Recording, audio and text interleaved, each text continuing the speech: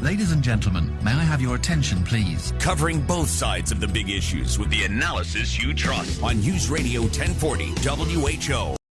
Labor shortages has been one of the big topics of conversation for several weeks now. But now we're starting to think if people were a little bit nicer to the people working retail, would more people want to work in retail? That's one of the things that we're going to talk right now with Lisa Miller. She is an analyst on consumer psychology. First off, Lisa, thanks so much for being a part of our show this morning. Thanks for having me, Emery. Okay, I guess the easy question here that I'll just lead in with is, have rude customers fueled some of this labor shortage here? Without a doubt. I have been tracking the consumer sentiment since March of last year, and what you can see is the consumer frustrations with labor shortages, with things being out of stock, price increases. Basically, when expectations are high, patience is low, and that's why we're starting to see all these scuffles and employees at restaurants and retail, and they're just saying, I've had enough. It's not worth it.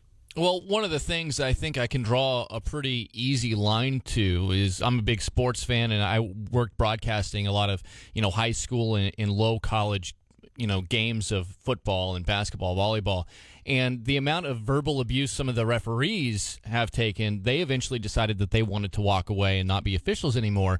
And now we have an official shortage. It feels like it's just taken a couple of years to kind of leak itself into this realm. But how has the pandemic kind of affected the way that people have viewed this issue, considering that we didn't get a chance to shop in stores a whole lot in person last year? Yeah, I think what's happening, Emery, is that people, after being stuck in our homes and, we just haven't been able to venture out, when we do go out and we finally say, yeah, we're going to go to that restaurant and enjoy a meal, then I think people, like I said earlier, it's just the expectations are high and it's just short fuses. And, I kind of say, is it really worth it to make your server cry because your hamburger's not cooked right? So I think it's just, we need to take a step back and really just remember the frontline employees are trying their best, and, they're working under very tough circumstances as, they're short-staffed. We're speaking with Lisa Miller. She is an analyst on consumer psychology and a consultant with decades of experience in studying consumers.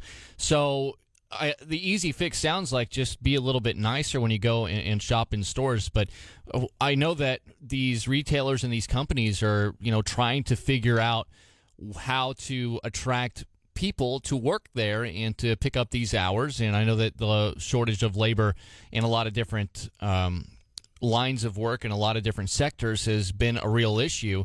How can we understand what kind of effect that not just the people and the rude customers have had on what the situations are for the labor shortage, but also what the working conditions might be like and the salaries that might be affecting how much people are willing to put up with these? Yeah, definitely. And when you look at the data, basically, obviously pay is very important to people because they've got to pay their bills and so on.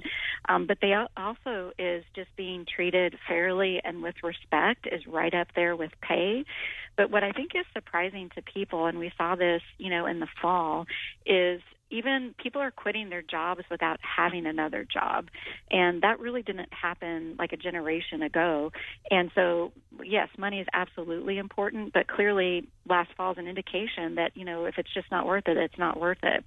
And with 10 million jobs out there, available, open jobs, I think people are just saying, hey, I might take a couple weeks and let's see what's out there and see what it is. Because they know they can get their job back or get to another restaurant if that's what they want to do. Right. That's the cards are definitely in the hand of the workers at this point, considering the demand for workers, considering the labor shortages. Lisa, I guess the issue that we talked about with the pandemic last year kind of making it a very interesting shopping experience. But how much do you think, we've kind of seen it even in big events. People just haven't been necessarily behaving themselves like we remember them doing. Do you think people just kind of forgot how to behave in public and with, other people, considering they weren't around a lot of people in 2020? I do think that that's a big part of it. And, I think about the fact that, we've kind of lost our social skills. And, that pent-up demand, was really high last year, and then people are just starting to venture out. But, yeah, I do think we've lost our kind of social skills and, kind of thinking, well, I'm going to go out and enjoy this meal. But we forget that we just need to be patient. Like, if you're going to go out to eat, expect that you might have to be on a wait. And if you think about, you might have experienced this yourself, is that if you go to a restaurant and maybe you wait 30 minutes and then you go in and only half the tables are sat, but they're doing that because they'd rather have their opening tables based on their staffing capacity. Mm-hmm. And they're choosing to say, I'd rather have one really good Yelp review than 2 bad reviews. Because, that's the worst thing is, say they seat it to full capacity, but then you have a horrible experience, and that's bad. So there's a lot of things that are happening right now that they could make things better. Well, and that is a great point.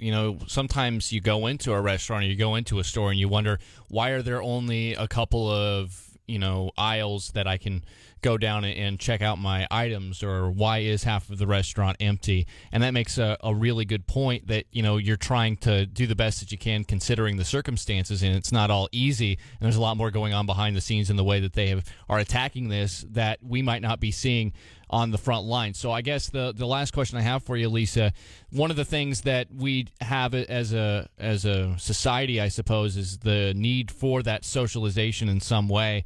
And now that, we're learning more about how we as consumers can affect the staffing shortages based on our behavior as well, what do you think the next step would be to try to affect the way that things are kind of trending, at least with the way that it is affecting the labor shortages in several sectors in our country? Absolutely. I think the one thing is, as consumers, we have to acknowledge that we are part of the problem for this labor shortage. 74% of Americans say that the frontline retail workers and restaurant workers should be treated better. So we can take a page out of employee manuals and basically say, thank the employees, eye contact, smiles, all those little things can actually make a big difference in a server's day or a retail worker's day. And then the operators, they obviously need to have their employees' backs when things do go awry. And that old adage, the customer is always right, well, maybe not always in today's world. So those are a couple of things that both consumers and then the operators and the managers could do. That makes plenty of sense to me. Lisa Miller, she's an analyst on consumer psychology. Thanks so much for the time and the information today, and have a great rest of your week. Thanks, Emery. You too.